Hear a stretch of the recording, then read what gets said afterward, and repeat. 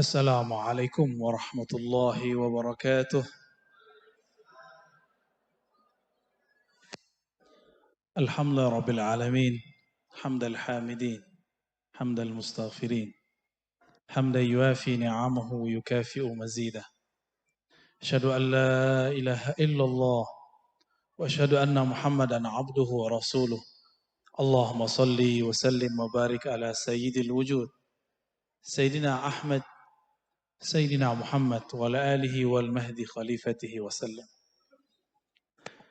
Yang sama-sama kita ta'zimi, kita hormati Romo Kiai Fathul Huda. Fatahallahu bihi al-huda. Amin ya rabbal alamin. Bapak Ibu, para kiai, punyai, orang tua santri. Kalau saya ceramah, suaranya begini aja. Bisa dengar ya?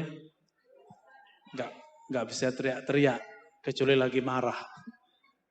Marahnya kalau lagi ada musuh. Tapi di sini kan enggak ada musuh. Sahabat semua. Alhamdulillah. Saya sebenarnya sudah lama dengar Romo Kiai Fathul Huda. Karena dulu ada beberapa kawan beliau, orang Muhammadiyah, suluk tarekat sama saya. Jadi orang Muhammadiyah, orang Uang Pati, ya, suluk tarekat. Ya, 10 hari lumayan. 10 hari. Waktu itu khalwatnya khalwat Naqsyabandiyah Khalidiyah. Saya belum kasih waktu itu Syaziliyah. Aneh ya, Muhammadiyah mau suluk tarekat. Saya tidak usah sebut nama beliau ya. Barangkali Pak Kiai Fathul Huda sudah paham. Orang Cempaka Putih ya. Sebelumnya walaupun tadi sudah banyak sholawat segala macam, untuk mengkondisikan kolbu, mari baca Al-Fatihah. A'udzubillah bismillahirrahmanirrahim. Ar-Rahmanir-Rahim. Iyyaka na'budu wa iyyaka nasta'in. Shiratal ladzina an'amta 'alaihim ghairil maghdubi 'alaihim waladdallin. Amin.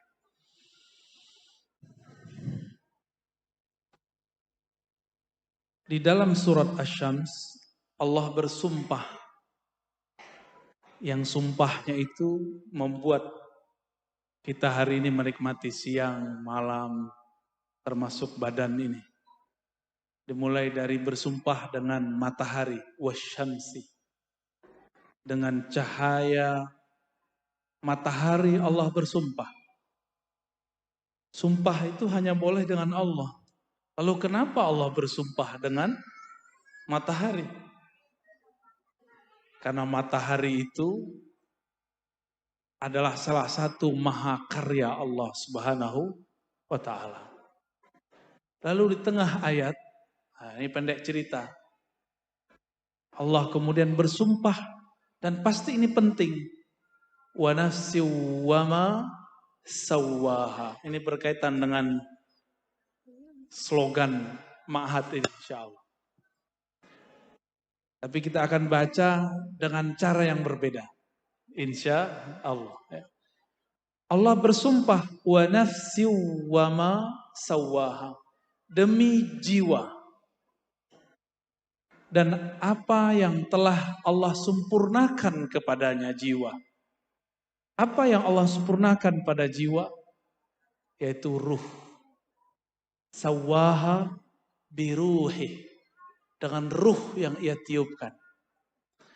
Maka dalam tubuh kita ini, Bapak Ibu, tubuh ini dan jiwa di dalamnya, Allah pernah bersumpah. Maka jangan main-main dengan sumpah Allah. Itu sebabnya siapa yang membunuh, menyakiti satu jiwa, itu sama dengan membunuh semua jiwa. Karena Allah telah bersumpah dengannya. Ya.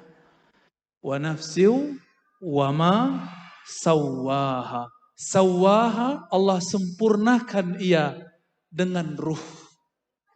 Maka tiada ruh, tiadalah kolbu, tiada hati. Tiada hati, tiadalah manusia. Maka dia cuma binatang semata. Ya. Maka saya suka sekali itu jargonnya, bergerak dengan hati.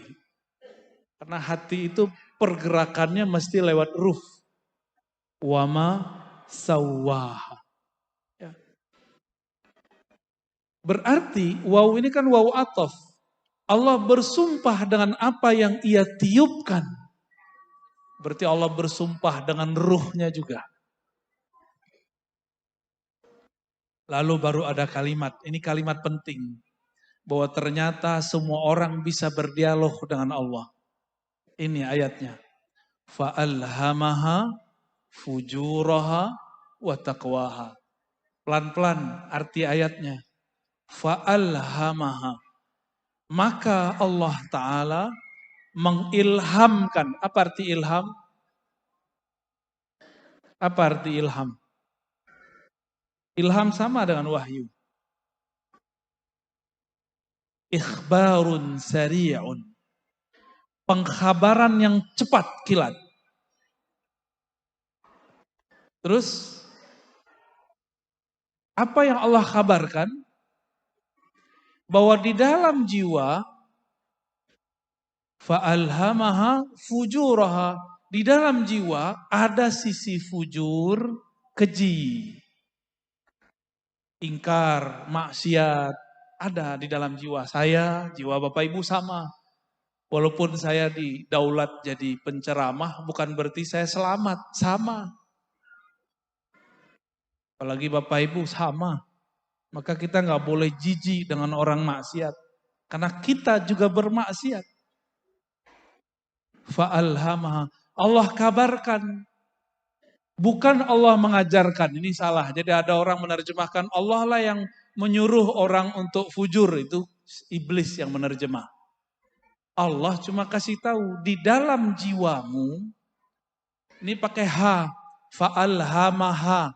Hanya ke nafs bukan ke ruh. Dan Allah ilhamkan, beritahukan kepada kita setiap saat ini, detik per detik. Bahwa di dalam jiwa ada fujur, ada kedurhakaan, ada kekejian, ada keburukan, ada semuanya yang buruk-buruk. Itu namanya fujur. Lalu apa lagi? Fa'alhamaha fujuraha wa taqwaha. Waw di sini bisa artinya ma'iyah, bisa berarti waw atof biasa. Bersamaan dengan ada di dalamnya takwa. Nah, takwa itu bahasa Arab artinya menjaga. Menjaga supaya si fujur nggak keluar. Ya, wiqayah. Takwa bermakna wiqayah. Menjaga supaya fujur tidak nyebar. Supaya fujur ini tidak menjadi berbahaya. Nah, ini ayatnya seperti itu. Kita potong dulu ayatnya. Ternyata dulu sebelum kita dicipta di sini, si jiwa ini dicelupkan oleh Allah Ta'ala ke dalam bi'ruz zulumat atau bi'ruz syahawat. Jadi Bapak Ibu, kita sama. Jiwa ini sebelum ditiupkan, dia sudah direndam dulu oleh Allah Ta'ala dalam sumur kegelapan. Itulah yang disebut fujur. Jadi kalau ngikutin ayat disebut bi'rul fujur. Di dalammu ada kekejian.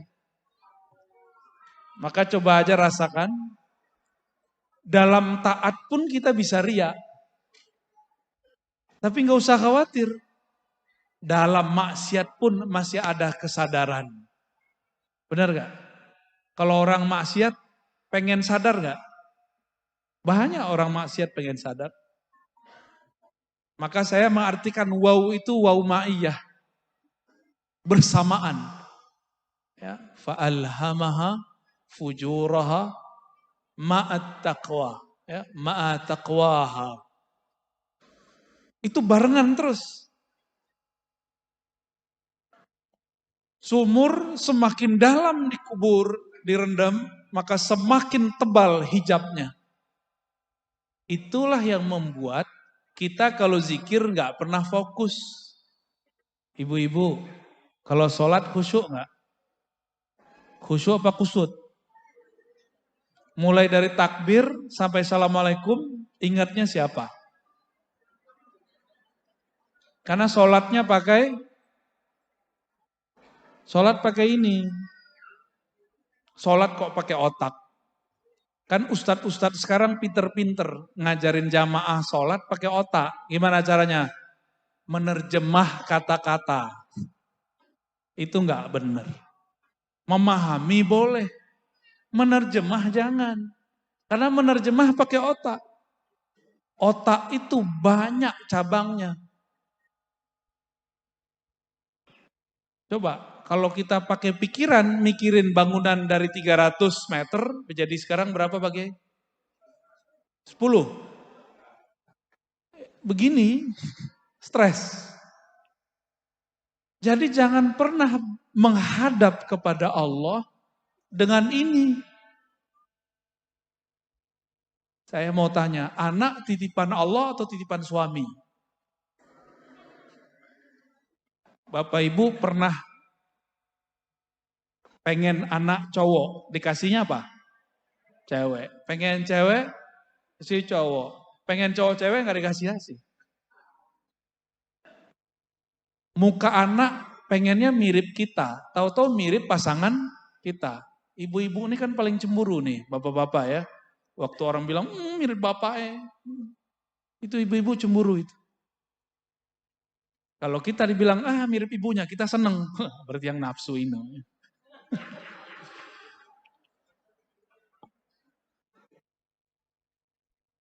Kita, walaupun secara zahir yang membuat anak, tapi pada hakikatnya kita nggak kuasa terhadap anak.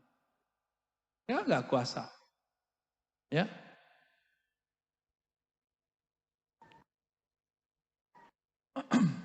Yang anak-anaknya jalan-jalan tuh biarin aja Bu ya.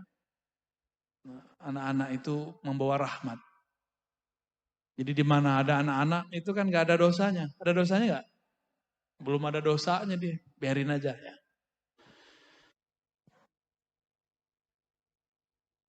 Kalimat fa'alhamaha ini ada sir di situ, ada rahasia. Bahwa Allah mengajak kita berbicara setiap saat. Karena alhama fi'il madhi, tapi faedahnya bukan berlalu, bukan pasten. Faedahnya ya dulu ala subuti wad dawam. Menunjukkan itu selalu.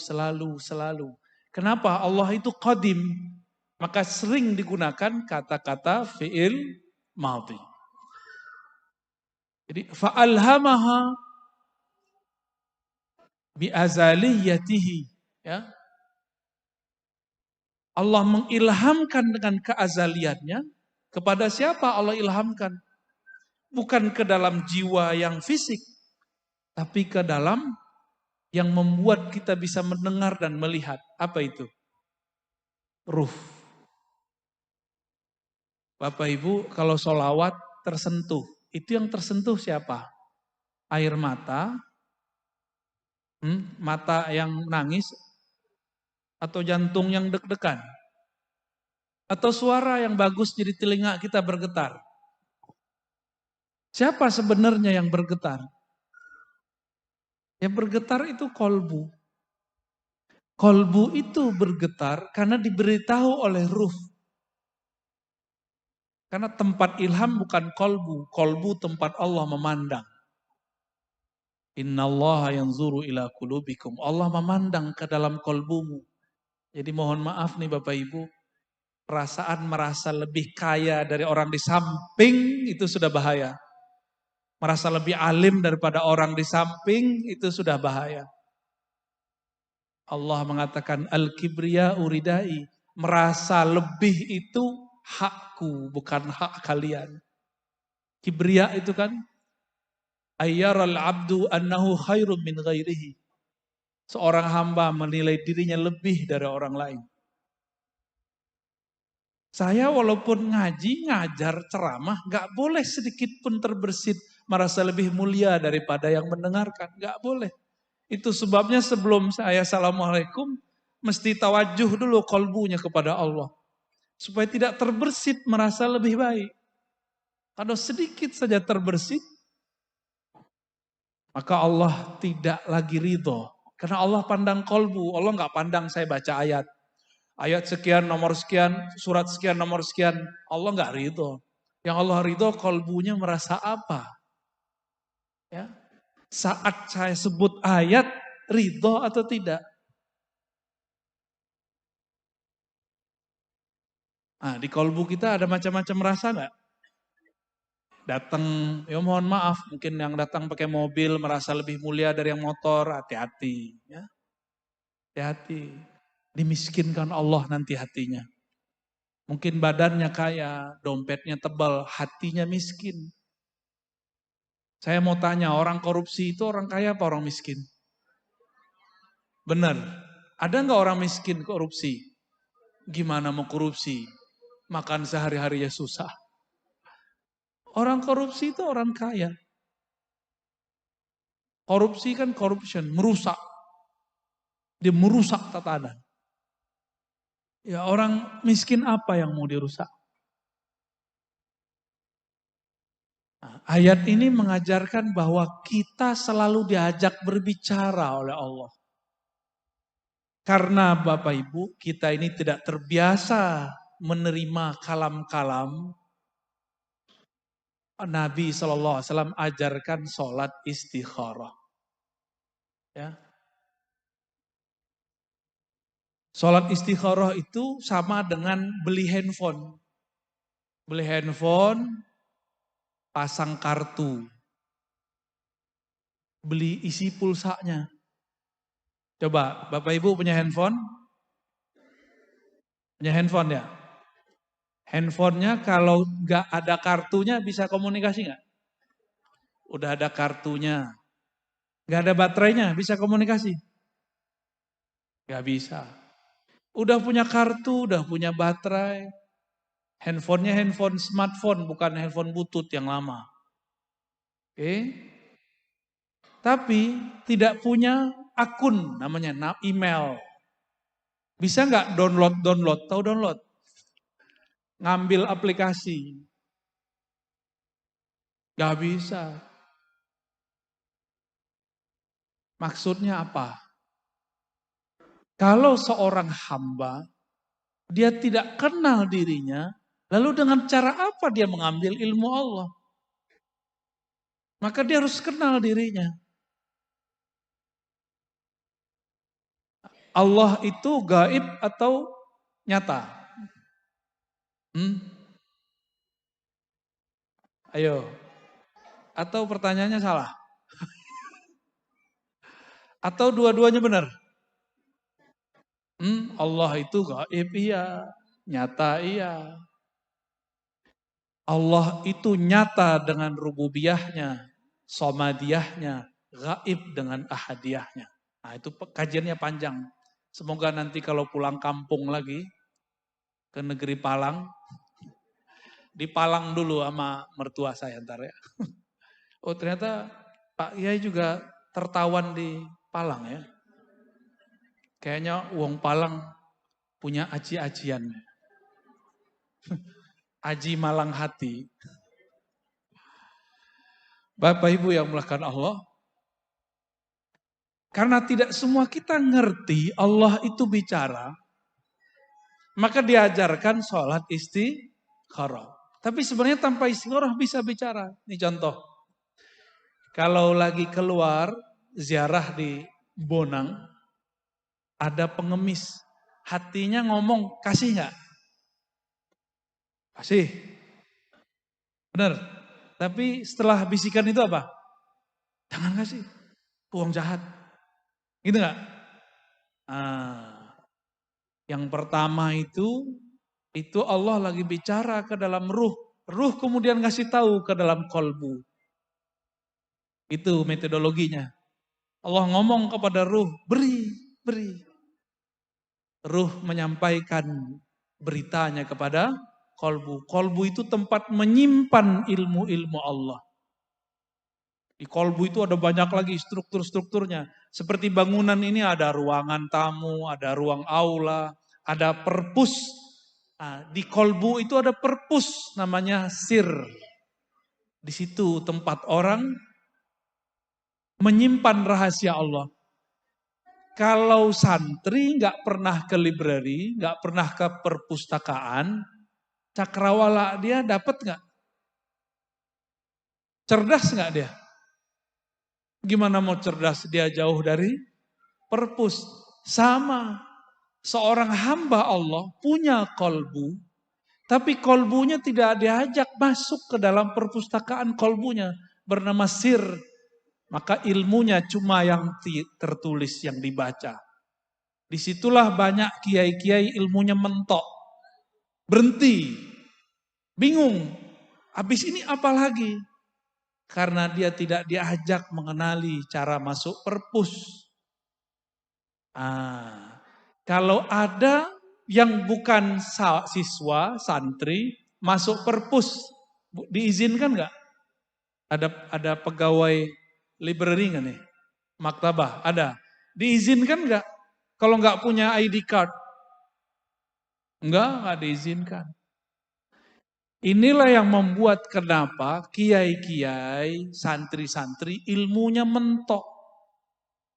Dia nggak punya kartu masuk ke dalam sirnya sendiri. Ya. Apa kartunya? Kartunya sederhana. Ya. Abdullah, menjadi hamba Allah. Hamba Allah tuh nol, nggak merasa pinter. Kalau masih merasa pinter nggak bisa masuk. Maka setiap hamba, setiap kita ini ada pasang-pasangannya dari Asmaul Husna. Bapak Ibu, saya sering cerita di luar sana, dulu kita punya presiden, dia penyayang ke semua orang, walaupun beda agama. Namanya siapa? Gus Dur. Nama beliau siapa? Abdurrahman Wahid. Orang Jawa ini kan pengen ngeringkes ya. Abdur, Gus Dur. Kenapa tidak Abdurrahman, Gusman gitu ya. Lucu ya, nggak pas ya. Pasnya Gus Dur. Gus Dur itu namanya Abdurrahman. Rahman itu kasih sayang Allah tidak terbatas. Mulai dari bidayah awal penciptaan alam sampai akhir kiamat. Rahman. Mau mukmin, mau kafir, mau binatang, mau tumbuhan, mau babi, mau kambing, semuanya dapat rahman Allah Subhanahu wa ta'ala. Maka seorang hamba yang datang kepada Allah dengan rasa rahman, dia pasti punya karakter mencintai semua makhluk. Kita ini kan jangankan sama non muslim, beda NU Muhammadiyah aja udah gak terima. Ya, bener. Percuma orang NU punya kiai kayak Gus Dur. Kok masih benci sama beda kelompok. Kalau wilayah keluar dari lor itu apa namanya yang ke arah Palang itu. Oh, itu kalau ini masjid Muhammadiyah, masjid NU, kayaknya udah beda agama aja. Biasa aja lah. Ya. Berarti kolbunya belum rohmaniyah. Baru nama Rahman belum tembus. Gimana mau dapat ilmu laduni? Mau wiridan 1000 tahun gak akan tembus. Orang wiridan itu pengen sakti, pengen kasyaf. Tapi satu nama belum tembus, gimana mau tembus nama yang lain? Ya, maka kunci menjadi Abdurrahman, membuang semua kebencian kepada siapapun makhluk. Menyayangi orang taat, begitu juga sayang kepada orang yang terjebak maksiat. Orang taat bisa maksiat dalam taatnya, dan maksiatnya tidak terlihat. Maksiat orang taat apa? Yang Romo Kiai Huda sangat khawatir sekali. Kalau nggak orang torikot nggak bisa begitu. Khawatir apa? Khawatir riya. Cuma orang torikot yang khawatir riya. Karena memang diajarkan zikir jahar, zikir sir, zikir khafi. Kenapa orang masih kena riya? Karena di kolbunya masih sepi, belum ada nama Allah. Nah, kembali kepada Ar-Rahman. Jadi kalau mau masuk ke dalam kolbu, dari 99 nama itu, bacalah satu hayati. Maka saya sarankan di semua kota-kota Ahlus Sunnah yang berthariqah, hidupkan majelis kajian Al-Asma'ul Husna yang bersanad. Kalau tidak ya sudah, yang tahu aja. Kitabnya sudah banyak. Ada Al-Maqsad Al-Asna, banyak sekali karya Imam Ghazali, Zarruq dan lain-lain. Baru Allah mengatakan, qad aflaha man zakkaha wa qad khaba man dassaha. Sungguh telah tercatat dalam Lauh Mahfuz Allah. Apa yang tercatat? Aflaha, sungguh beruntung, sungguh bahagia. Orang sukses bahagia enggak? Suksesnya santri nilainya tidak jelek, enggak mesti juara. Ya. Suksesnya guru, muridnya bersuluk, berakhlak. Jadi bukan hanya nilai yang bagus. Maka saya menyarankan kalau benar ini ma'had, ini lembaga bergerak dengan hati, jangan cuma ngepush santri untuk dapat nilai bagus. Ya. Karena beda orang, beda kemampuan. Maka di pesantren kami di Darussunnah, mohon maaf bukan membandingkan. Tidak ada lagi namanya juara 1, juara 2, juara 3. Semuanya juara. Ada yang juara hafalan, ada yang juara bahsul masail, ada yang di usul fikih, ada yang ini, dan semuanya dikaji. Nanti ada nilainya. Dan ini lebih baik untuk psikologi santri. Ini kalau boleh saran, ini bangunan sudah sangat modern. Maka pemikirannya harus lebih maju dari bangunannya. Semoga nanti tambah maju lagi ya. Fa'alhamaha, dapat ilham nanti insya Allah. Sekolah itu untuk apa? Sekolah itu qad aflaha man zakkaha. Sekolah itu adalah cara zakkaha. Zakkaha bahasa Arab zakka yuzakki tazkiyah. Apa artinya? Pertama, tathir, mensucikan. Itu baru satu arti. Dibersihkan dulu kejahilannya, malesnya. Ibu-ibu kuat nggak didik anak di rumah? Satu aja, ngelarang mereka megang smartphone main game, bisa nggak? Bisa? Yakin? Nggak yakin saya. Ngelarang anak nonton, bisa nggak? Nggak bisa. Jangankan Bapak Ibu, saya punya anak, saya nggak sanggup ngelarang dia terus-terusan main game, nonton. Nggak sanggup. Terus gimana? Berarti ada kecanduan dia main game. Ini ciri-ciri anak kecanduan main game. Kalau dia kalah dia teriak. Atau dia bete. Gitu. Mulai kayak bad mood. Gak seneng bawaannya. Teriak-teriak. Atau kesel. Tiba-tiba dia marah sama saudaranya. Kesel sama bapak ibunya. Berarti udah kecanduan.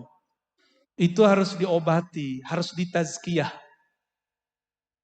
Cara membersihkannya di sini. Di ma'had. Tinggal di sini asramanya apik ya Pak Kiai ya. Biasanya kan pesantren numpuk-numpuk. Numpuk 7 orang. Satu lapis 10, 70, satu kamar. Ya nggak mungkin. Maka bahaya. Pesantren-pesantren yang numpuk satu jenis bahaya. Rentan homoseksual. Rentan homoseksual. Maka kamar mandi jangan gede-gede Pak Kiai. Kamar mandi kecil apa gede? Dikecilin. Bahaya nanti pada masuk berdua. Tapi saya lihat tadi ada siswa, gurunya perempuan. Nah itu lumayan. Itu lumayan mengobati. Wow, perempuan wedok. Wedok cantik begini ya. Minimal dia ada interaksi. Ada orang dia nggak homoseksual, tapi kecanduan bokep. Jadi dia nggak bisa, udah kawin aja nggak bisa ngapa-ngapain, karena harus nonton.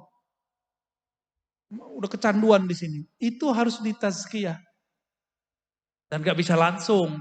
Kecanduan nonton porno lebih berbahaya dari narkoba. Orang kalau narkoba maka dikurangi, dicari kecanduan lain. Dosisnya dikurang-kurangi. Kalau ada orang kecanduan porno, ini gawat. Itu harus diterapi. Harus ada film lain yang tidak porno, tapi tetap nonton. Maka anak-anak ini mohon maaf, harus juga ada waktu nontonnya. Kalau nggak diam-diam nanti dia curi-curi nonton yang bening-bening, kan gawat. Ya. Ini harus ditazkiyah, harus dibersihkan. Jadi kita nggak boleh benci, jangan dikeluarin. Ada ketahuan nih, santri nonton porno, jangan dikeluarin. Harus dididik. Karena bisa jadi gurunya juga kecanduan. Ya. Setelah dibersihkan, tazkiyah itu makna keduanya adalah tanmiyah. Jadi tadi tathir. Yang kedua maknanya an-nama. Jadi az-zaka artinya an-nama, maka tanmiyah. Apa arti tanmiyah? Ditumbuhkan. Oleh karena itu setelah santri itu dibersihkan habitnya, dibangunkan jam 3, disuruh mandi jam sekian. Mandi nggak boleh, kalau perlu dibuat peraturan mandi di kamar mandi cukup sekian menit. Gitu, biar ada kedisiplinan. Setelah itu ditumbuhkan. Nah, cara menumbuhkan yang paling benar bukan latihan fisik. Kita nggak mau buat anak kita jadi robot. Caranya dengan kesadaran ruhani. Maka di akhir zaman, ini kan udah akhir zaman Bapak Ibu. Dulu kiai-kiai kita kalau mau ngaji kitab Ujurumiyah pindah tempat. Mau ngaji ilmu alat ke pesantren A. Ntar mau ngaji fikih ke pesantren B. Seperti dulu Imam Syafi'i. Imam Syafi'i sudah belajar di Mekah, pindah ke Madinah, pindah ke Baghdad, pindah ke Yaman. Sekarang guru-gurunya sudah ada di satu pesantren. Sudah mudah. Orang-orang di luar pesantren hari ini mengatakan, nggak perlu nyantri, saya bisa download.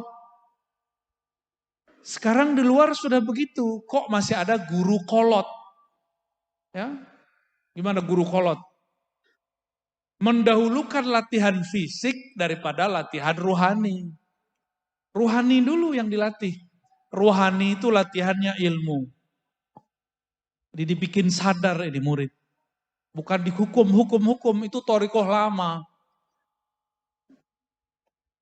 Di sini nggak ada yang dipukul ya. Nggak ada. Kalau kita kan dulu biasa dipukul. Ya, gampar sama guru itu biasa. Sekarang orang tua kalau ada anaknya disakiti lapor ke polisi. Benar Ibu? Itu orang tua ambil aja anaknya bawa pulang. Ya. Ngapain gurunya kok dilaporin? Itu nggak benar. Di Bogor, di Jakarta ada guru masuk penjara. Cuma karena gurunya melihat muridnya ini nggak benar, dia sedang tazkiyah, tathir, membersihkan ini anak. Dipukul. Tapi yang kemudian disalahpahami. Masuk penjara. Kasihan. Mohon maaf nih Bapak Ibu orang tua santri. Karena orang tua santri ini kayak lebih ngerti daripada guru. Ngatur-ngatur guru, ngatur-ngatur sekolah. Mohon maaf ya. Saya juga guru jadi saya ngerti. Untung saya nggak kepala sekolah. Nggak kepala madrasah. Saya ngomong ke teman saya kepala madrasah, kepala ma'had. Yai, kalau aku di posisi kamu, aku pulangkan anaknya itu. Jadi ada orang tua cerewet aja. Nah, saya berharap yang hadir ini bukan yang cerewet. Seharusnya sekolah tuh begini, seharusnya sekolah tuh begini. Buat sekolah sendiri aja Pak. Ya. Buat sekolah sendiri bawa anaknya pulang. Tapi itu kan bukan bir Rahman dan Rahim. Itu bil, apa tuh? Bil Qahar, bil Jabbar, bil Muntaqim. Syukurnya Allah tidak memulai ayat-ayat di Quran dengan nama-nama Qahar, Jabbar, Muntaqim. Untungnya Allah mulai dengan Rahman dan Rahim. Akhirnya kita maafin juga orang tua wali yang sok tahu. Ya. Usul boleh tapi jangan menggurui. Ya. Ini guru-guru ini udah tiap hari dia berhadapan dengan masalah itu. Oh saya punya sekolah, itu kan sekolah Bapak Ibu. Mereka punya sistem sendiri. Ya. Kalau saya biasanya membiasakan diri untuk menahan. Kita menilai ini lebih baik menurut kita tahan dulu. Siapa tahu di situ sudah ada manhaj sendiri. Bapak Ibu yang bukan Allah, ini yang paling penting. Qad aflaha man zakkaha. Masalahnya apa? Untungnya pengasuhnya ini orang thariqah. Kata guru saya, asy-syaikhu ruhul ma'had. Syekh itu ruhnya ma'had. Kalau syekhnya, kiainya banyak wirid, warid turun. Itu thariqat lama. Kalau thariqat baru, karena warid turunlah kita bisa berwirid. Jadi kita bisa wirid, bisa wiridan, karena ada anugerah dari Allah. Dalilnya apa? Sering doa ini enggak Bapak Ibu? Allahumma a'inni ala zikrika. Coba diterjemahkan. Allahumma. Ya Allah. A'inni. Bantulah aku. Ala zikrika. Untuk berzikir mengingat engkau. Coba. Lafaz zikir apa? Subhanallah. Alhamdulillah. Allah Akbar. Ya, semua itu. Setiap kali lisan ini sanggup membaca la ilaha illallah, subhanallah. Berarti Allah sedang membantu. Bantuan itu yang disebut warid. Bantuan itu disebut warid. Apa arti warid? Sesuatu yang datang dari Allah. Nah, maka kita nggak boleh GR. Kalau saya nggak zikir nih, pesantren ini pasti kesurupan. Gitu. Jangan sombong. Habis itu ente kesurupan. Ya. Kalau saya nggak sholawat nih, pesantren ini panas. Jangan begitu. Ya. Dalam Sahih Bukhari, para sahabat berkalam, laula anta ya Rabb ma tadaina, wala sallaina, wala zakkaina. Ya Allah, kalau bukan karena Engkau yang membantu kami tidak akan dapat hidayah, tidak mampu sholat, tidak mampu puasa, tidak mampu zakat, tidak mampu zikir. Jadi kita bisa zikir karena Allah yang gerakkan. Itulah makna fazkuruni azkurkum. Sebut aku sebut engkau. Saya sering nanya, duluan mana yang nyebut, kita apa Allah? Sebutlah aku sebut engkau. Duluan siapa yang nyebut? Allah ngomong, hai hambaku, sebut aku, fazkuruni, azkurkum. Pasti aku sebut-sebut namamu. Siapa yang dulu menyebut? Ya, kita apa Allah? Kalau kita, pantas makomnya gak naik-naik. Ya, namanya makomul muridin. Makommu murid. Walaupun sudah jadi bapak ibu, tapi makom masih murid. Karena GR kita yang berzikir. Saya mau tanya lagi Bapak Ibu. Adakah di tubuh kita, di alam semesta ini, sesuatu yang bergerak tanpa izin Allah? Ada enggak? Ada enggak? Berarti kita kalau zikir, itu digerakkan Allah bukan? Jadi duluan siapa yang zikir? Allah. Jadi kalau kita berzikir, baca Yasin, baca apa, itu Allah lagi nyebut nama kita. Bukan kita yang menyebut nama Allah. Jadi kapan Allah ingat hambanya? Jika hambanya ingat Allah. Bolak-balik aja tuh. Tapi sebenarnya yang ingat itu hanyalah Allah. Allah lah yang mengingat dirinya sendiri lewat hambanya.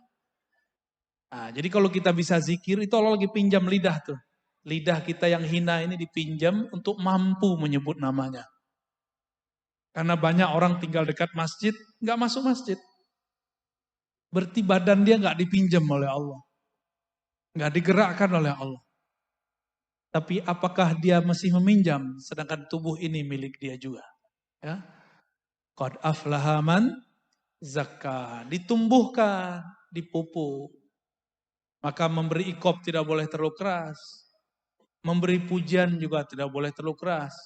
Ngirim santri untuk juara-juara gak mesti terlalu sering. Karena kalau santri sudah sering merasa juara, merasa pinter, ada perasaan jumawa dalam dirinya. Ini pesantren, ini sekolah, ini yang mengharumkan saya. Ya. Jangan terlalu sering memuji. Jangan juga terlalu parah dalam mencaci. Bodoh kalian, jangan terlalu sering begitu. Pinter kalian, jangan terlalu sering. Pupuk begitu, memupuk itu pelan-pelan. Ya, itu namanya tazkiyah. Kalau sudah dia tumbuh, berakar, berurat, maka dia akan tumbuh sendiri. Nggak perlu dikasih apa-apa lagi. Baru namanya insan kamil. Ya, qad aflaha man zakkaha wa qad khaba man dassaha. Rusaklah siapa yang dassa. Dassa bahasa Arab itu merusak, menyusupkan keburukan dalam dirinya. Ya. Bapak Ibu yang melekat Allah, terakhir yang mau saya sampaikan. Ada tanya jawab Pak Kiai? Dulu Nabi Shallallahu Alaihi Wasallam pernah berkisah. Apa kata beliau? Nanti di akhirat ada seseorang dihisap oleh Allah Subhanahu Wa Taala. Hadis Imam Al-Baihaqi. Ada di Tirmizi tapi lafaznya berbeda. Ketika dihisap, keluarlah laporannya. Semua yang dia lakukan adalah dosa. Mulai dari dia remaja sampai dia meninggal semuanya dosa. Akhirnya malaikat azab turun. Mengikat orang ini lalu menyeretnya. Tapi ketika hampir mendekati pintu neraka, Allah bertitah, berkhitab. Apa kata Allah? Wahai malaikatku, sudahkah kalian memeriksa isi dadanya? Lalu kata mereka, belum ya Allah. Maka Allah kemudian mengatakan, bedahlah dadanya, lihat isi jantungnya. Denyutnya mengeluarkan kalimah apa? Lalu dibedah dadanya, jantungnya dikeluarkan. Ternyata jantungnya mengeluarkan darah berbunyi lafaz Allah, Allah, Allah. Padahal dia maksiat sepanjang umurnya. Bunuh orang, berzina, korupsi, nyakitin orang. Semua ada sama dia. Gak ada. Cuma dia gak syirik. Dia tidak menyekutukan Allah. Di akhir hayat dia bertemu wali Allah, mengajarkan dia zikrullah. Zikirnya masuk ke dalam kolbunya. Idza zukirallah wajilat qulubuhum. Jika disebut nama Allah, kolbunya bergetar. Itu kolbunya, sekali kolbu bergetar, dia akan selama-lamanya bergerak. Terus. Walaupun kita sudah nggak sadar pakai ini, tapi kolbu itu terus begini, menyebut nama Allah. Ternyata dia di masa hidupnya dulu pernah dibimbing zikrullah oleh gurunya. Kita sebut talqinuz zikr. Dan itu merasuk, nyatu dengan kolbu bergetar. Diambillah getaran kalimah Allah itu, ditimbang dengan semua dosanya. Ketika ditimbang, awalnya masih goyang-goyang. Itu kolbu masih menyebut nama Allah, diambil lagi getarannya, masih belum. Ambillah kolbunya langsung ditaruh. Bukan hanya getaran yang ditaruh. Kolbunya yang ada nama Allah di situ diletakkan. Langsung timbangan menjadi berat. Apa kata Allah? Wahai hambaku, jika engkau timbang namaku dengan langit dan bumi, masih lebih berat namaku. Waladzikurullahi akbar. Sungguh menyebut-nyebut nama Allah itu lebih besar di sisi Allah Subhanahu wa ta'ala. Kalau sudah begitu, pasti orang nyebut nama Allah kalau sholat pasti khusyuk. Ya, karena Allah yang besar. Walhasil malaikat azab melepaskan rantainya. Lalu diambil alih oleh malaikat rahmat. Masuk sorga dia dan kalimah Allah. Allah ampuni semua maksiatnya. Ada orang begitu nanti. Itu karena si guru mau terima. Seburuk apapun murid dia terima, dia didik, dia didik, dia didik. Ini pesan saya kepada sesama guru. Jangan putus asa mendidik murid. Ya. Ketika Azazil itu kan Banul Jan, pangerannya Jan, belum jin, masih Jan. Banul Jan itu disebut jismun nariyah. Jisim yang tercipta dari api. Kalau malaikat, jisim nuriyah. Jisim tubuh tapi tercipta dari nur. Itu malaikat. Kalau Azazil, mbahnya setan-setan itu terciptanya dari api. Ketika terjadi bencana di muka bumi, semua jin-jin pergi dari tanah, mereka pergi pohon-pohon, pergi ke laut, pergi ke gunung-gunung, terbang ke awan. Sisalah ada satu anak kecil, namanya Azazil. Allah berfirman kepada Sayyidina Jibril, "Hei Jibril, ambil itu anak, ajarkan dia." Padahal di takdirnya, ini anak tetap akan jadi musuh Allah. Tapi seorang guru tidak boleh putus asa. Saya sudah banyak ketemu santri-santri Badung waktu sekolah, tapi jadi soleh di luar sekolah. Dan mohon maaf, banyak ketemu santri soleh waktu sekolah, jadi orang stres di luar sekolah. Karena dia merasa pinter dan soleh. Berarti pinternya belum sampai tazkiyah. Ya. Maka Bapak Ibu, terutama para masyaikh, para asatis, para kiai, jangan lakukan kesalahan rahib yang menvonis orang yang membunuh 99 orang. Jadilah seorang wali terpencil yang walaupun sudah bunuh yang ke-100-nya yang dia bunuh si rahib, dia masih terima. Ya. Semoga kita menjadi asbab orang-orang mendapatkan hidayah. Amin ya rabbal alamin. Begitu juga kita semua ya. Gimana Pak Kiai? Mau ada tanya jawab? Silakan diatur. Ya. Sebelum acara ditutup dengan doa, kami buka sesi tanya jawab terlebih dahulu. Karena terbatasnya waktu, kami batasi 3 pertanyaan. Bagi Bapak Ibu yang ingin bertanya, silahkan mengangkat tangan.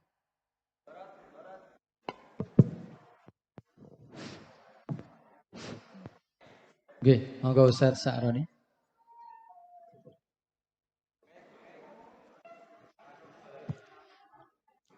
Assalamualaikum warahmatullahi wabarakatuh. Terima kasih atas waktu yang diberikan. Kami akan bertanya, dalam melaksanakan sholat atau bersolawat, kita pasti akan berusaha untuk khusyuk, Bu ya.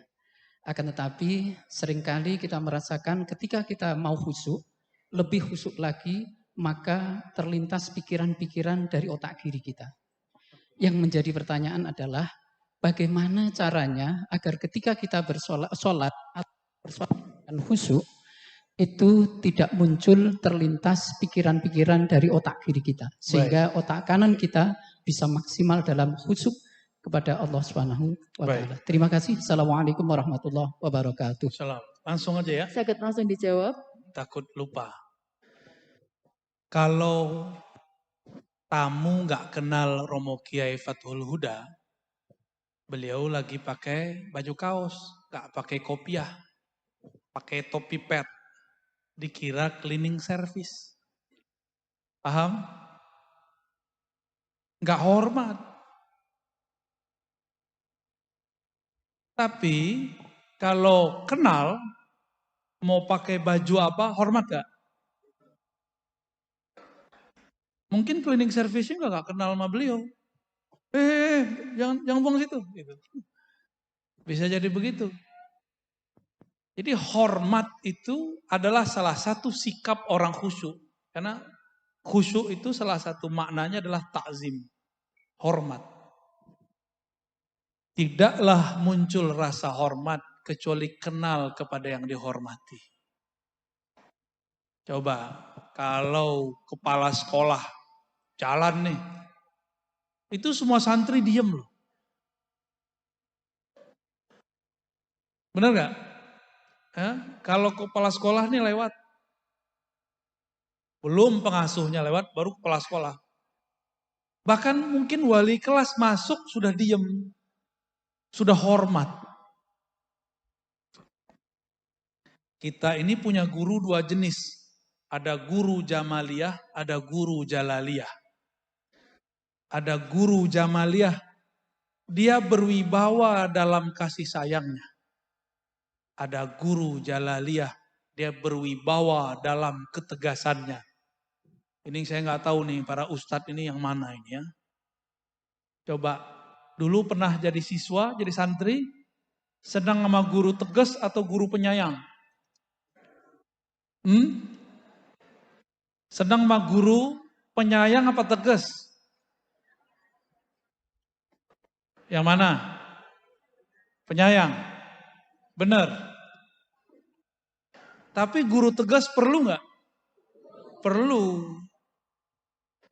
Kalau ada guru penyayang, orang ngadu kepadanya. Orang bermanja-manja kepadanya. Siswa sama dia udah kayak temenan.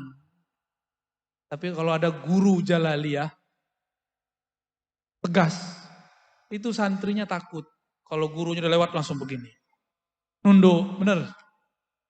Perlu ada yang begitu. Untuk supaya dapat rasa khusyuk, kenalilah Allah dari dua pintu ini. Dua sifat ini. Allah yang maha jalil, zul jalal. Dan yang kedua, ikram. Ikram itu jamal. Sisi Allah baiknya atau sisi Allah tegasnya. Kalau sudah kenal Allah, nggak perlu mikir. Sholat tuh jangan mikir. Sholat tuh pakai zikir. Aqimis sholata li dzikri. Dirikan sholat untuk mengingatku, bukan untuk memikirkan aku. Ini karena kepintaran baca kitab, jadi mikirin Allah lagi sholat. Ya. Jadi mohon maaf nih rahasia nih, ibu-ibu, wali santri, bapak-bapak, kiai-kiai aja belum tentu sholatnya khusyuk. Ini rahasia kita ya. Bunyai, Pak Kiai sama. Mungkin paling gak khusyuk kali.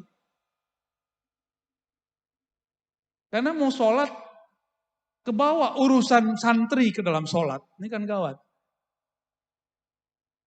Kalau itu yang terjadi, gimana dia mau latih orang khusyuk? Dianya gak khusyuk. Karena bingung khusyuk itu letaknya di mana.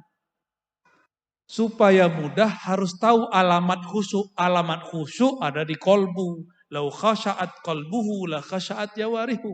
Begitu di riwayatnya. Walaupun hadisnya tidak sampai derajat sahih, tapi ini maknanya sahih. Seandainya kolbu seseorang itu khusyuk, pasti badannya khusyuk. Kalau aliran-aliran baru sekarang kan khusyuk itu celana jingkrang, ya kan? Ya. Terus taruh pembatas di depan. Itu bukan cara khusyuk, itu metode fikih.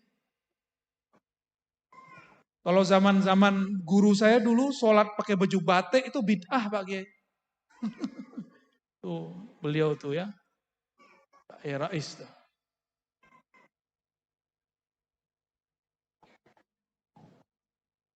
Apa hubungannya khusyuk dengan baju batik? Ada nggak? Nggak ada hubungannya. Di zaman Rasul, orang nggak biasa pakai baju yang banyak modelnya.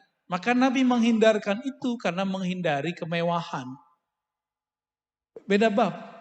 Ya. Saya mau tanya Bapak Ibu, sholat depan Ka'bah dengan sholat di Masjid Akbar ya namanya. Masjid Akbar di sini, Tuhannya sama nggak?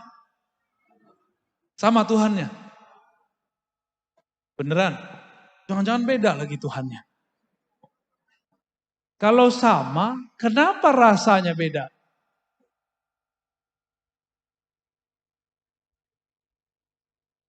Kenapa rasanya beda? Kondisi. Apa namanya? Kondisi itu di baju atau di hati? Di hati. Maka ada namanya Robitatul Ka'bah. Dibaca dalam usolli fardhu subhi rak'ataini ma'muman lillahi ta'ala. Kalau dalam lafaz lain kan mustaqbilal qiblati rak'ataini, kan begitu. Itu namanya Robitatul Ka'bah. Mengkondisikan badan seakan-akan berhadapan dengan Ka'bah. Yang mengenalkan Ka'bah kepada kita siapa? Allah. Hebat tuh, Rasul berarti itu. Langsung Allah yang mengenalkan. Guru. Karena yang mengenalkan guru sebelum ingat Ka'bah pasti terlintas wajah guru. Namanya Robitatul Mursyid. Robitoh kepada mursyid. Si mursyid bisa kenal karena guru sebelumnya. Guru sebelumnya karena guru sebelumnya. Bersambunglah itu kepada baginda Rasulullah SAW. Kalau rajin-rajin sholawat nanti diajak tamasya oleh Allah ketemu dengan Rasulullah SAW. Maka orang yang tidak hormat kepada gurunya haram ketemu Rasulullah SAW. Mustahil ketemu Rasulullah. Dia kurang ajar sama gurunya. Rasulullah mengatakan tuba liman ra'ani wa liman ra'a man ra'ani. Itu bukan tuba liman dakhala tuban. Beruntung tuba itu syajarah, suatu pohon keberkahan yang ada di surga. Maka diartikan beruntung, karena itu artinya pohon keberuntungan. Beruntung orang-orang yang memandangku, jika tidak bertemu aku, yang bertemu orang bertemu aku, kalau tidak bertemu orang yang bertemu dari orang yang ketemu aku. Kita sebut dengan silsilah. Apa sebutannya? Kalau bahasa ahli hadisnya sanad. Nabi bersabda, "Shollu kama ra'aitumuni usolli." Salat seperti kamu melihat aku salat. Ada di sini yang pernah melihat Nabi salat? Nabi di Jakarta ada Nabi, namanya Ahmad Musodik. Tapi saya nggak pernah lihat dia salat. Gimana? Ada yang lihat Nabi salat? Kalau saya baca hadis, udah lihat Nabi belum? Belum. Nah, ini tantangan anak-anak muda ke depan, anak-anak kita Bapak Ibu, akan muncul gerakan-gerakan baru. Mereka itu tidak sabar berguru. Apa katanya? Gak usah ikut imam, gak usah ikut guru. Langsung saja kepada Allah dan Rasulnya. Langsung ke Quran, langsung ke hadis. Padahal Nabi ngomongnya apa? Sholatlah seperti kamu melihat aku. Bukan seperti kamu melihat buku. Gak ada. Apalagi sholat melihat YouTube. Sekarang ada cara sholat baru. Mazhab al-YouTubiyah. Jadi dia gak mau belajar sama guru, dia langsung belajar pakai YouTube. Hasilnya ya begitu. Kurang ajar sama guru. Jadi bergurulah kepada ahlullah. Nanti dibawa ke hadiratnya. Insya Allah. Siapa ahlullah? Orang yang mewarisi kolbunya Rasulullah. Bukan hanya sorbannya, bukan hanya sarungnya. Nabi gak bisa baca kitab kuning, tapi bisa baca kitab langit. Lebih keren mana? Ini ada kiai ngomong, Nabi itu ummi gak bisa baca kitab, tapi kayak merendahkan Nabi. Jangankan kitab itu, kitab yang di langit aja dibaca oleh Rasulullah. Ya. Kitab takdir kita aja dibaca Rasul. Lebih keren gitu ya Ustaz ya. Wallahu a'lam bishawab. Assalamualaikum warahmatullahi wabarakatuh. Terima kasih yang kami hormati Abuya Ar-Razi Hashim. Kita sering melihat di YouTube ustadz-ustadz yang sering membid'ahkan, memusyrikkan dan mensyirikan ibadah kita, Ahlus Sunnah wal Jamaah. Itu secara masif.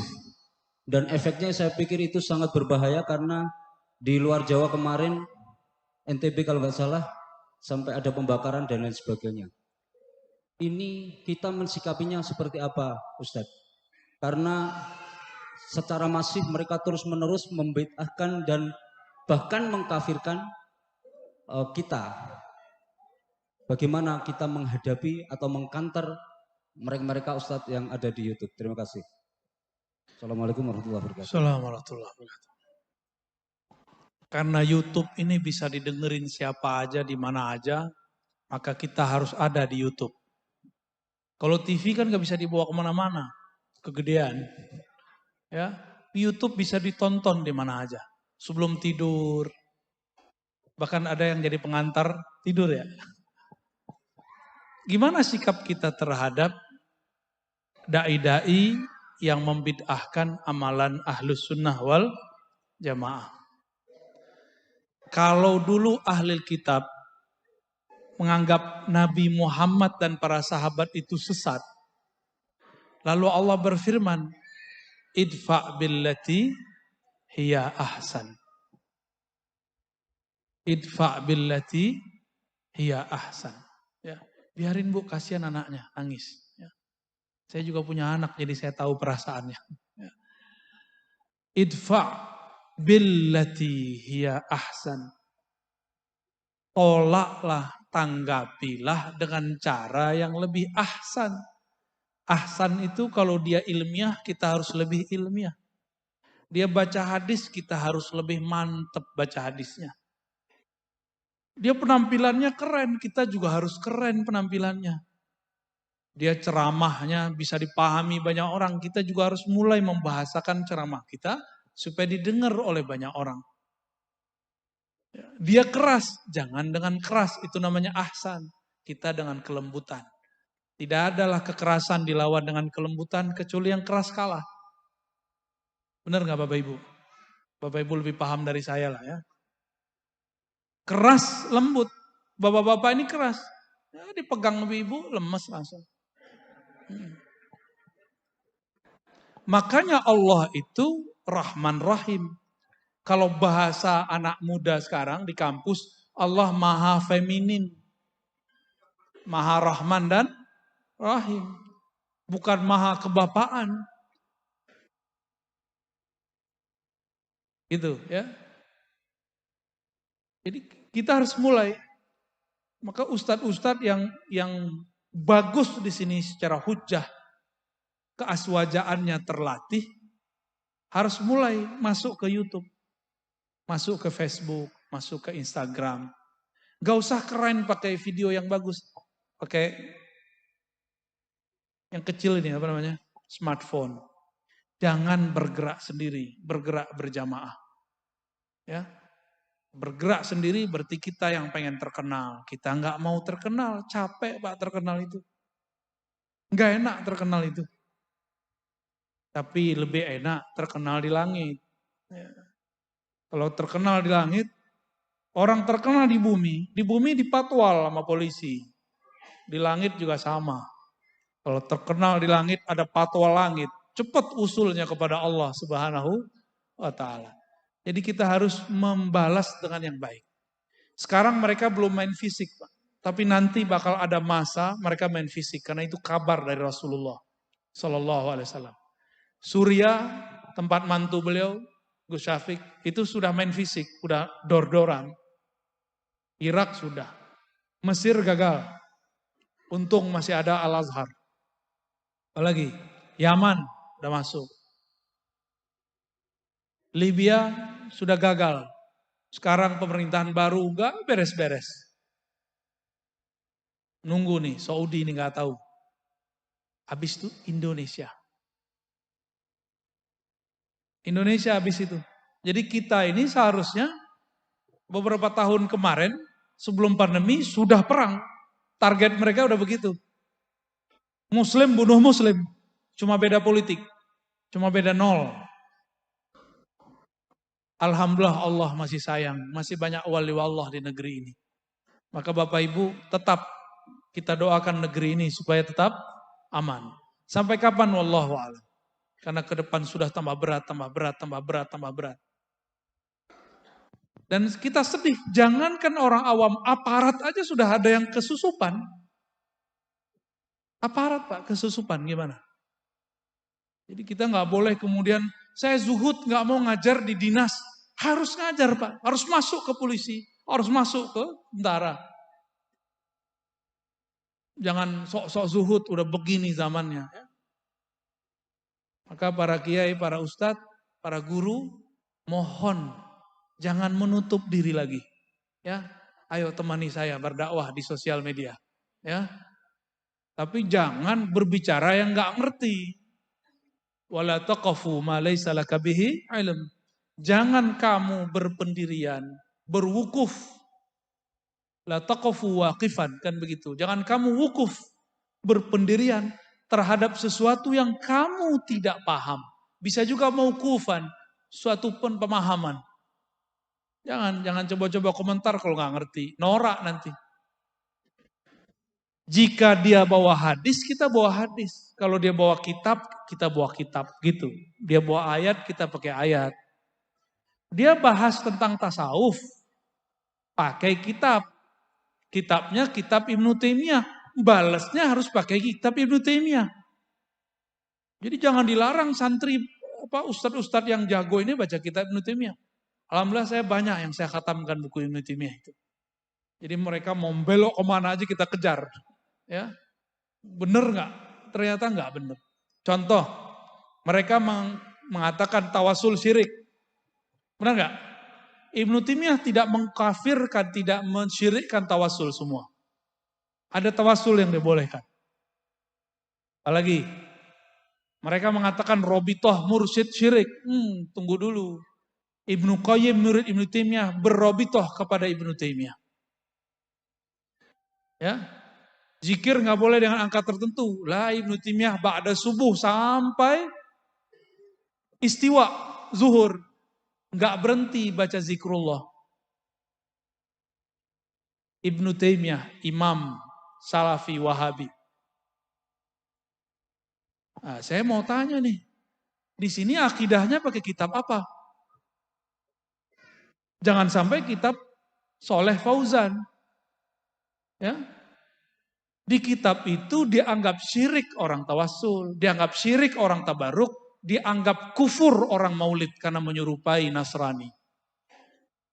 Harus kembalikan kepada kitab ulama Nahdiyin yang lama yang sudah pakai kitab akidah, akidah Ahlussunnah. Ada beberapa pesantren Nahdiyin kitabnya sudah diganti. Kitab Aswaja, tapi namanya doang, dalamnya bukan Aswaja lagi. Hati Bapak Ibu, tidak semua kitab gundul itu benar. Karena kitab gundul itu manusia yang buat. Kalau Al-Quran kan langsung dari Allah. Ya, ini jangan sampai. Beberapa pesantren kita kasih tahu nggak mau, malah saya dimusuhi. Pak Kiai, ini kitab berbahaya. Kitab tauhidnya. Siapa namanya tadi? Soleh Fauzan. Di situ dia bagi tauhid jadi 3 dan dia katakan Asy'ariyah sesat, Maturidiyah sesat. Dia katakan Sufi ubadul kubur. Sufi itu penyembah berhala kubur. Gimana tuh? Aduh, saya kalau bahas gitu ntar jadi tentara lagi Pak. Ntar jadi galak lagi saya. Saya belajar tasawuf supaya kolbu saya lembut. Ya. Nanti ada kiai muda di Surabaya namanya Ma'ruf Khozin. undang beliau untuk masalah begitu. Ya, sahabat saya. Baik, masih ada? Untuk Bapak, satu lagi untuk Bapak, kemudian 2 nanti dari Ibu. Mic-nya di sana.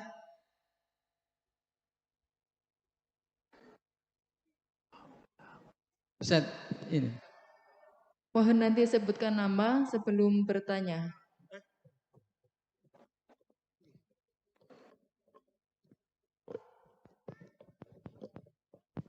Assalamualaikum warahmatullahi wabarakatuh. Buya Rozi yang kami cintai, ternyata nama Rozi Hashim itu, ada nama Hashim itu cinta betul dengan Tuban ini. Saat saya 78, 79 itu ziarah itu sampai ke Payakumbuh. Sampai di sana juga ada yang namanya Syekh Hashim. Dan itu Nahdien kita, ini juga Hashim Asy'ari. Jadi nama Hashim itu memang cinta dengan orang Tuban. Dan nyatanya sudah ada bibitnya.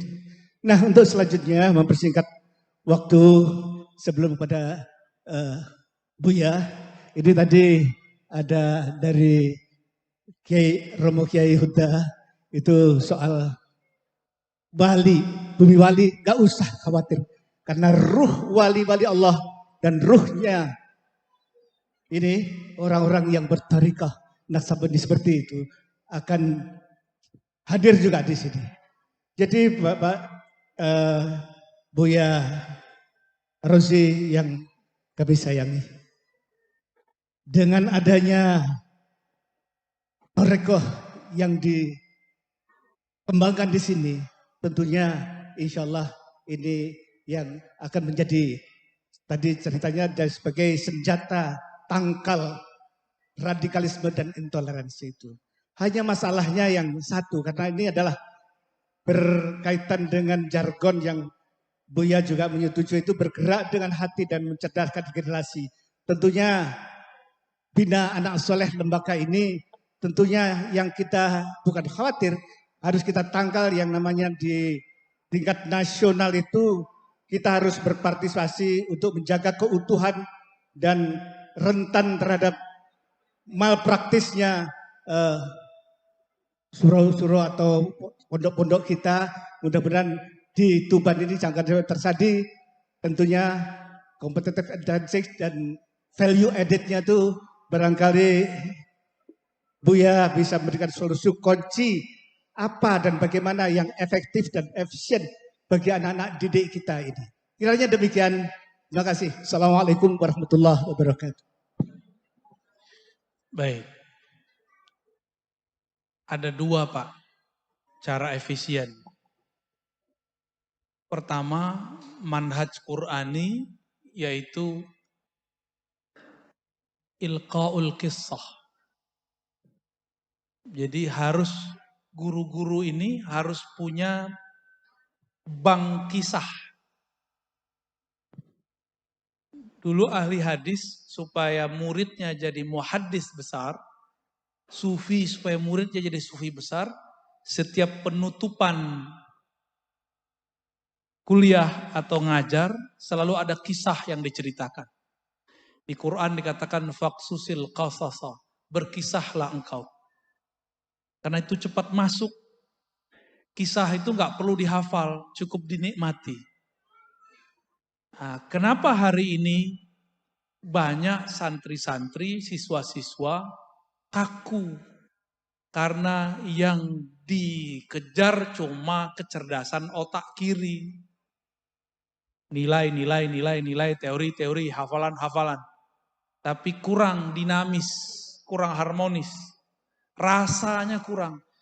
Kisah itu kata Imam Junaid, jundun min junudillah.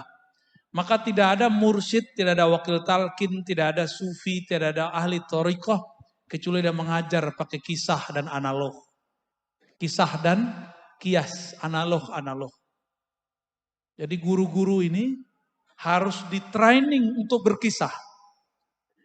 Kalau kita berkisah nggak boleh abstrak, harus ada wujudnya.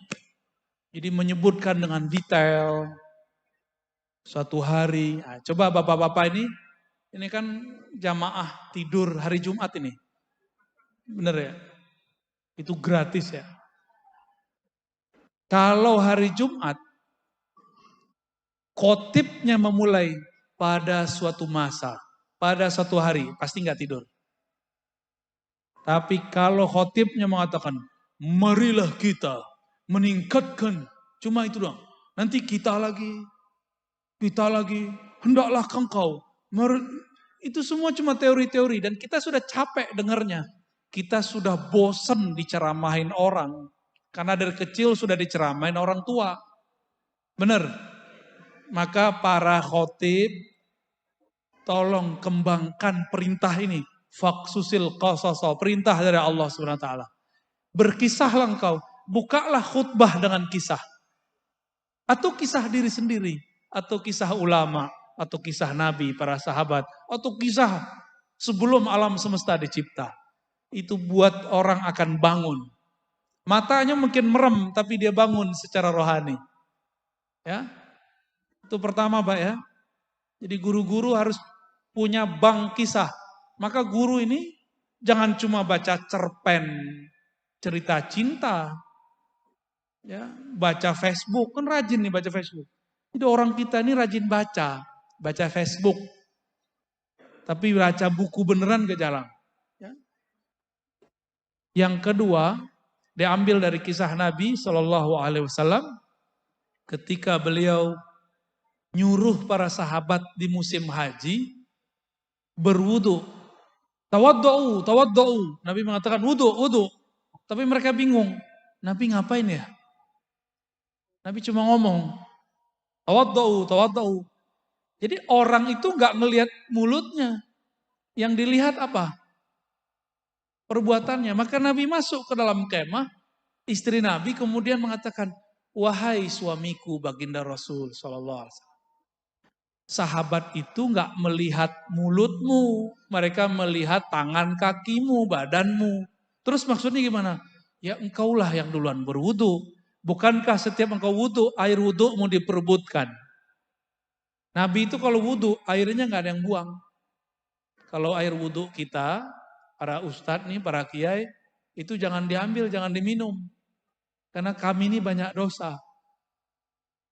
Enggak dosa maksiat, enggak dosa mata, dosa hati. Merasa lebih alim itu paling gawat. Paling bahaya. Lalu benar, Nabi panggil khodamnya, Mughirah atau siapa waktu itu namanya. Karena Nabi kalau keluar biasanya Mughirah yang datang. Atau Anas bin Malik. Diambilkanlah secangkir. Tapi dulu cangkirnya bukan begini, pakai kain. Dituang pelan-pelan. Enggak ada air keran. Enggak kayak orang Indonesia, datang ke Mekah, kerannya dibuka segede-gedenya. Itu air buang-buang, dia berwudu dengan syaitan. Karena orang mubazir itu teman setan. Wudu itu kecil-kecil aja. Bapak Ibu kalau ke Eropa, ke Australia, kalau wudu kenceng-kenceng, itu langsung habis air di kota itu. Kecil-kecil kalau wudu, mandi, ya, kalau nggak perlu ditutup. Lalu Nabi wudu, ya. Di bawahnya ada tempat nampan nampung. Tapi nggak ada airnya yang tembus ke bawah. Semua air wudu Nabi diperebutkan sahabat Rasulullah SAW. Namanya tabarruk. Apa namanya? Itu hadis sahih Bukhari dan Muslim. Bahwa para sahabat ngambil berkah dari bekas wudu Nabi. Syirik nggak tuh? Kata kawan tabarruk syirik.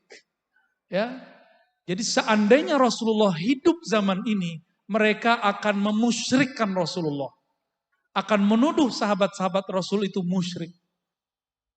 Jadi Rasul yang dia gambarkan beda dengan yang faktanya ada. Apa pelajaran dari hadis ini? Murid tidak pandang kata-kata. Murid itu memandang perbuatan sang guru. Jadi beri contoh, jangan banyak ngomong. Ya. Jangan main tunjuk-tunjuk, bersihin enggak. Cobain Pak Guru, Pak Kepala Sekolah, Kalau ada sampah kita pungut depan murid, oh itu murid langsung salah tingkah itu. Cobain aja, ya. Gak usah marah-marah. Nah, saya tutup pertanyaan itu dengan satu hadis. Ini hadis membuat saya berubah dalam ngajar. Dulu saya killer Pak ngajar. Sedikit-sedikit hukuman. Sedikit-sedikit usir. Dulu begitu. Maklum, mantan orang keras. Ya. Dibacakanlah hadis oleh Al-Habib Ali Al-Jufri. Hadis musalsal yang beliau dengar dari Al-Habib Abdul Qadir. Ya, dari Jeddah, seingat saya. Apa kata beliau? Aku pertama kali mendengar guruku Al-Habib Abdul Qadir mengatakan kalimat ini. Gurunya juga begitu, guru juga sampai kepada Rasulullah SAW, sampai kepada Sufyan bin Uyainah sebenarnya, terus langsung ke Nabi. Apa kata Nabi? Irhamu man fil ard. Di riwayat lain, Ar-rahimuna fil ard yarhamur rahman. Irhamu man fil ard yarhamkum man fis sama. Orang-orang yang rahim, penyayang di bumi, maka Allah sayang. Sayangilah makhluk di bumi, maka yang di langit sayang kau. Jadi kalau banyak santri kesurupan, berarti gurunya galak-galak. Ada yang kesurupan gak di sini Bapak Ibu? Ada. Kalau masih ada kesurupan, harus ada yang dibenerin. Jalaliyahnya terlalu lebay. Harus dibalance dengan jamaliyah. Ya. Ada pesantren, santrinya banyak kesurupan?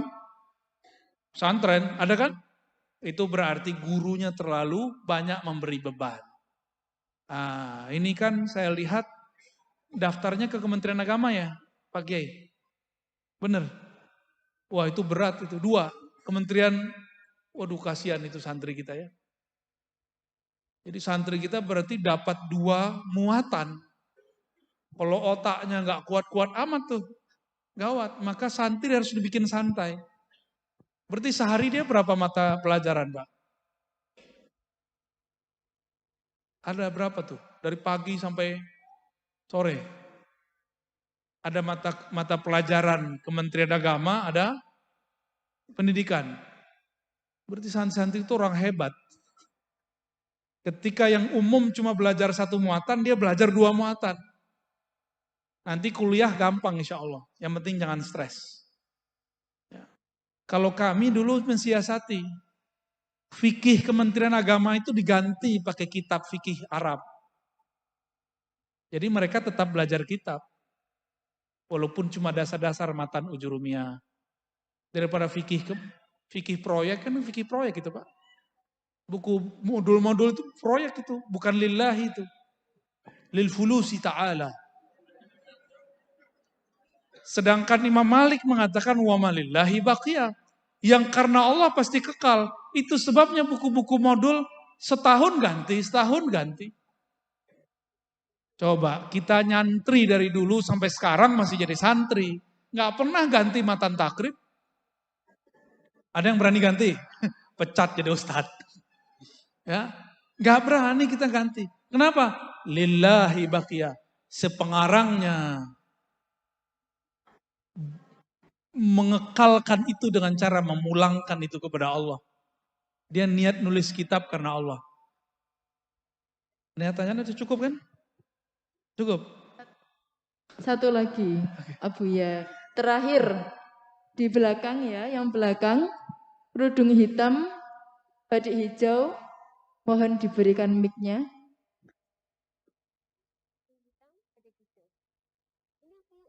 Mic. Oh iya. Nggih. Mohon dipersingkat pertanyaannya. Assalamualaikum warahmatullahi wabarakatuh. Assalamualaikum. Terima kasih atas waktu yang diberikan. Yang ingin saya tanyakan terkait keistiqomahan. Kan istiqomah dalam hal kebaikan, walaupun sekecil apapun itu kan sangat berat, apalagi bagi saya yang masih awam.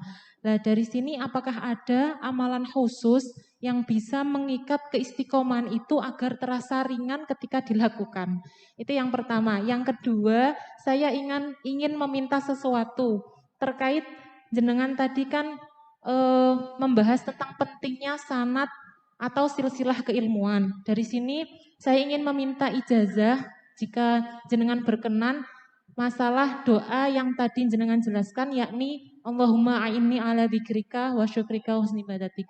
Terima kasih. Assalamualaikum warahmatullahi wabarakatuh. Assalamualaikum warahmatullahi wabarakatuh. Cara istiqomah ada amalannya enggak? Nah, ini pertanyaannya hampir di seluruh Indonesia sama. Jadi kita ini dari kecil diajarkan kalau mau begini amalnya ini. Itu thariqat lama, saya sebut itu thariqah qadimah, thariqat jadul.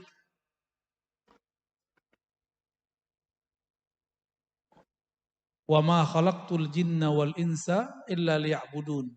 Kalau thariqat lama, nerjemahin liya'budun itu menyembah, wiridan. Tapi kalau thariqat aulia mengartikan ya'budun, ya'rifun, mengenal aku. Tidak aku ciptakan jin dan manusia kecuali untuk mengenal aku. Kenapa guru-guru di sini mau ngajar? Mungkin karena niatnya benar ingin cetak murid. Atau yang kedua ingin menambah mencari ma'isyah penghidupan.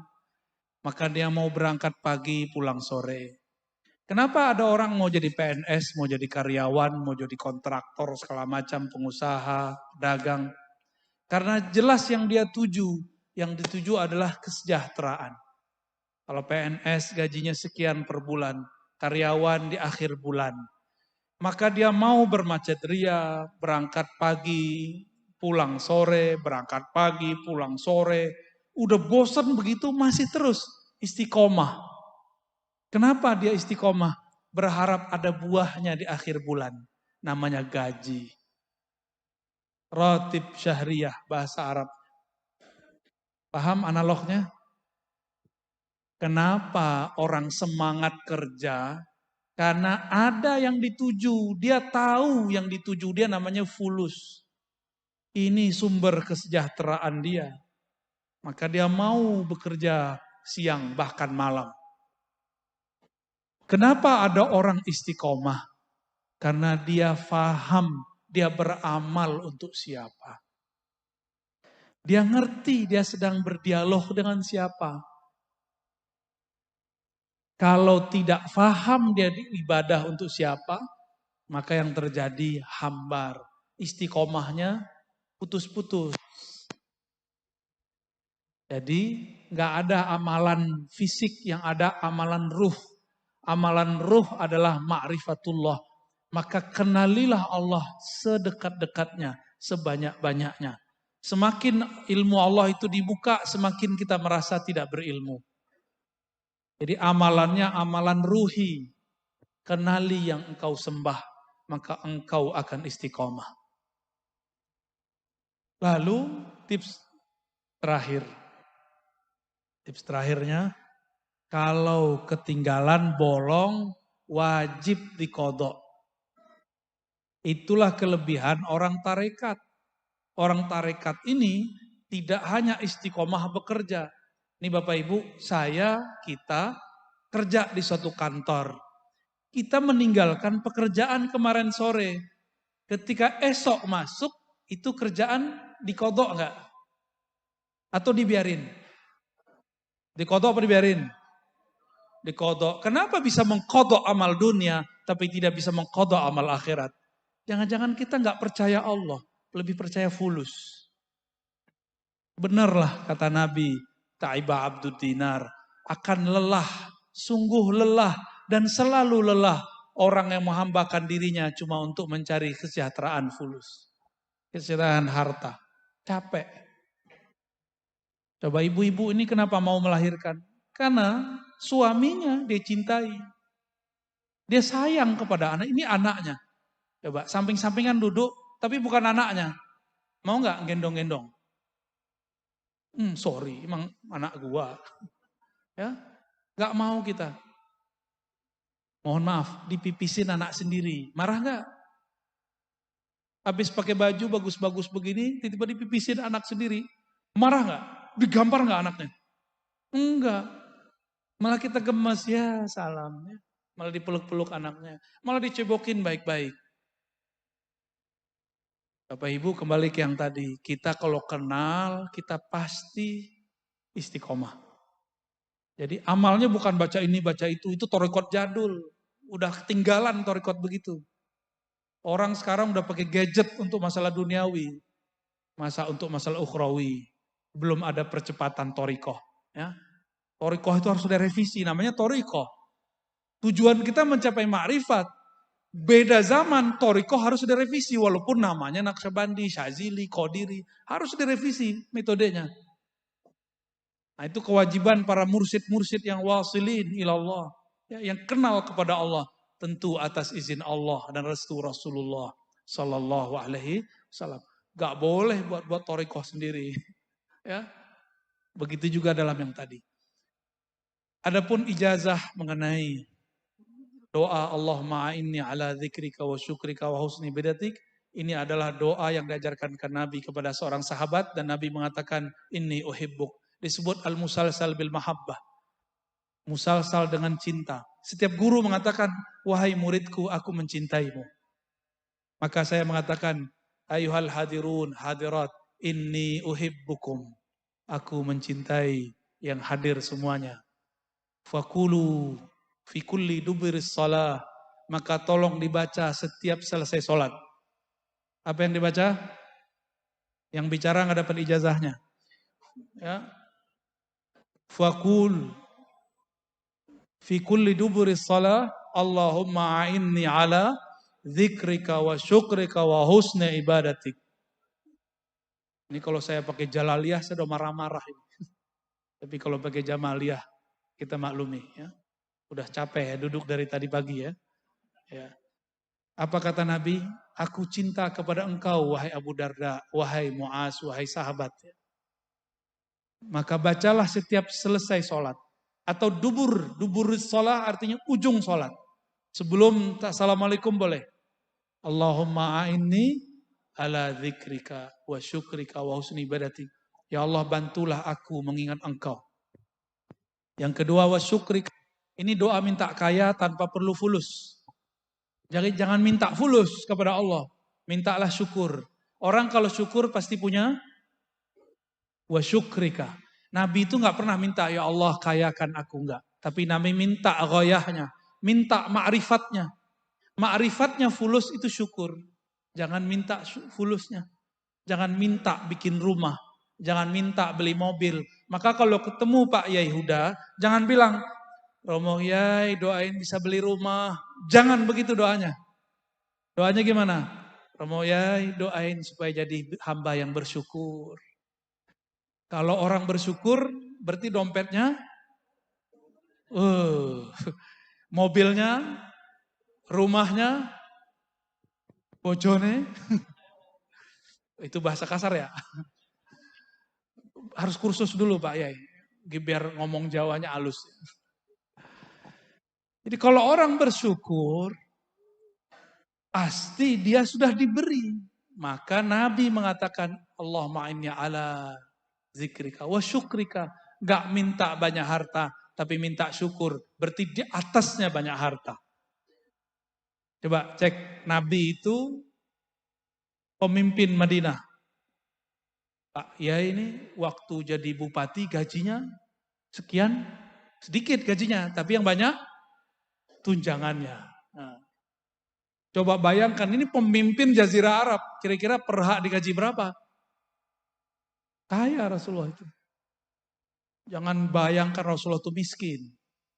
Rasulullah itu direktur Baitul Mal. Sekarang kalau ada direktur Baznas Bazda gimana? Gajinya di atas 20 juta minimal ya. Sama tunjangan-tunjangannya ya. Serius nih. Kalau enggak korupsi itu mereka kalau enggak gede gajinya. Ntar ngeliat duit masuk ngiler. Terus wa husni ibadatik. Aku minta ibadah yang husni. Apa? Bukan ibadah yang khusyuk. Nah, ini kata kunci nih yang nanya tadi. Jangan minta khusyuk, mintalah husni ibadatik. Husni ibadatik usahanya disebut ihsan. Ihsan itu adalah amalan ruh. anta budallah ka'annaka tarah. Itu minta makom itu. Ya Allah, aku minta makom penghabisan. Apa itu makom penghabisan? Beribadah seakan memandangmu, dialog denganmu. Kalau udah ketemu Allah bisa ngobrol-ngobrol dengan Allah, asik. Hidupnya lebih santai. Ya, insya Allah. Silakan diamalkan setiap selesai sholat dibaca 3 kali. Lalu ditutup Al-Fatihah. Insya Allah Allah antarkan kita ke sana.